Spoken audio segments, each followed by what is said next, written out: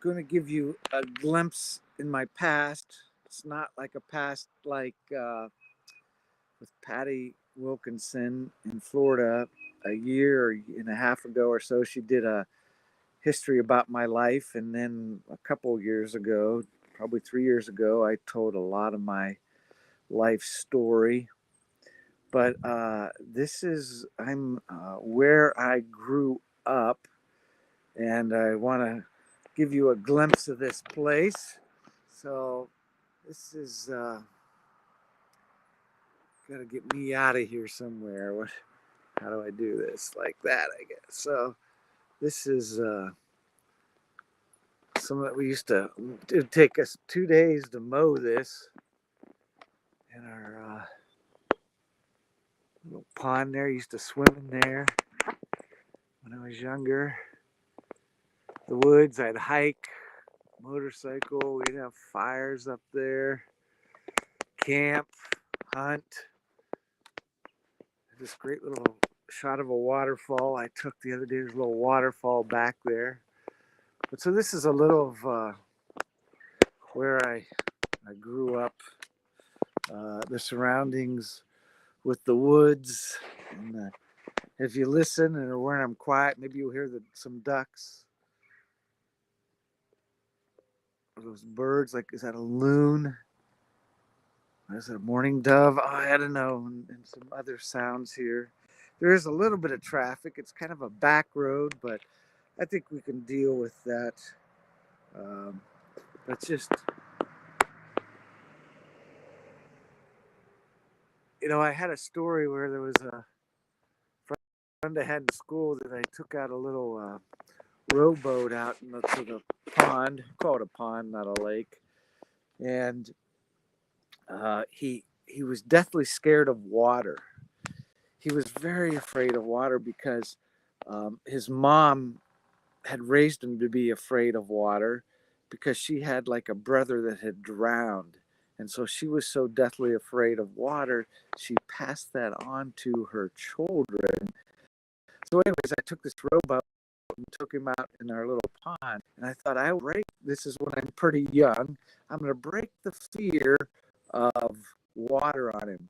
So I purposely tipped the boat out over in the middle of the pond so he could swallow. Did he scream? I don't think we were ever friends again after years of friendship because I did that, and I learned a lesson.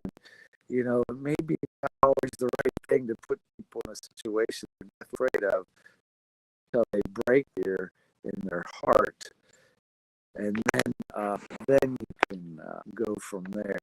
Help.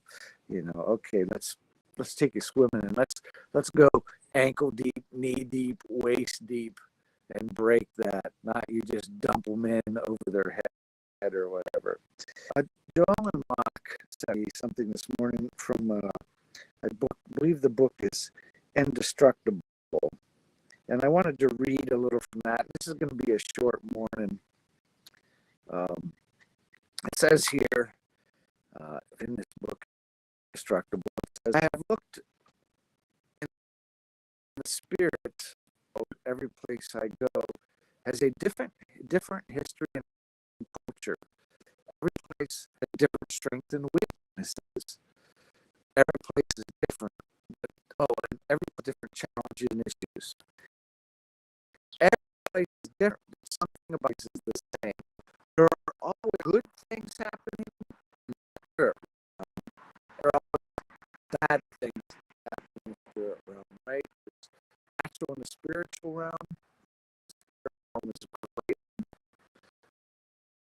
but because you have two forces at work, God who's doing good, working good, that who's working isn't. So all things happen in the spirit realm of good and not so good, and we find the same in the natural realm, the same thing, evil in this realm. Troubled pictures here. I'm trying to figure out if it's. Give me a second. I'll get it straightened out because I just wanted to read this too. Okay. Oops. Let's see. Yeah, it doesn't. All right. Well, I'll get it.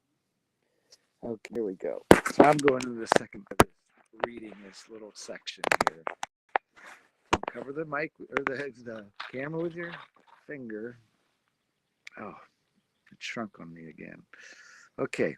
I've met so many Christians that have a grim view of the global battlefield of spiritual warfare. They say things like this area is really dark, or this area is really hard. This area is really dark. There's a lot of witchcraft here. I often hear stories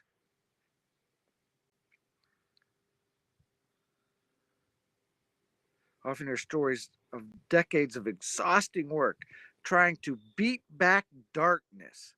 I'm so sad whenever I hear these stories of people being tricked into spending so much time and energy fighting a battle that Jesus won on the cross.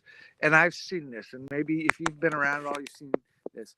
I've seen people that just all day long, they just feel they're battling dark sources, evil energy, evil powers, powers of wickedness.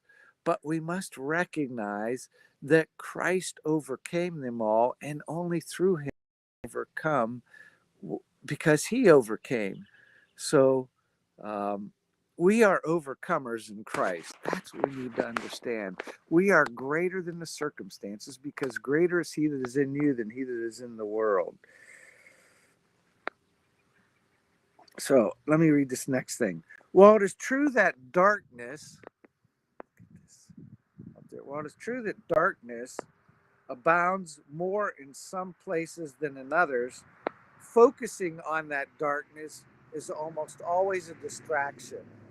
We are meant to focus on the light. So there we go. That's just a little thing I wanted to read from, I believe it's Indestructible, this book. You and I are mighty conquerors, more than conquerors. We are more than triumphant in Christ. We are even more than victorious in Christ, because he overcame even death, the last enemy that will be destroyed. So Dawood, Levon, Jeannie, and the others here, good morning. We have so much to be grateful for. And don't focus on the darkness, focus on the light, because you and I are of the light. We overcome the light by sharing and speaking the light. And I can tell you, the devil never wins. So don't feel you have to battle him or his evil agents directly, because they're the ones that run scared from you. So here's that view. I want to show you that view again. This is, where I grew up, the surroundings here.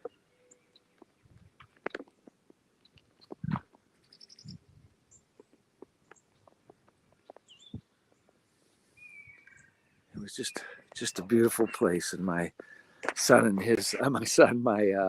brother, my older brother and his wife live here. And this is in Ohio, great land. So remember, you're an overcomer in Christ. Christ already defeated principalities and powers. So when you face them from a victorious mindset, from a victorious heart life, because he's defeated those. And so you never have to take it on, and you're trying to do it out of your own strength, because we're living from his strength that lives in us. Have a glorious day with your Father.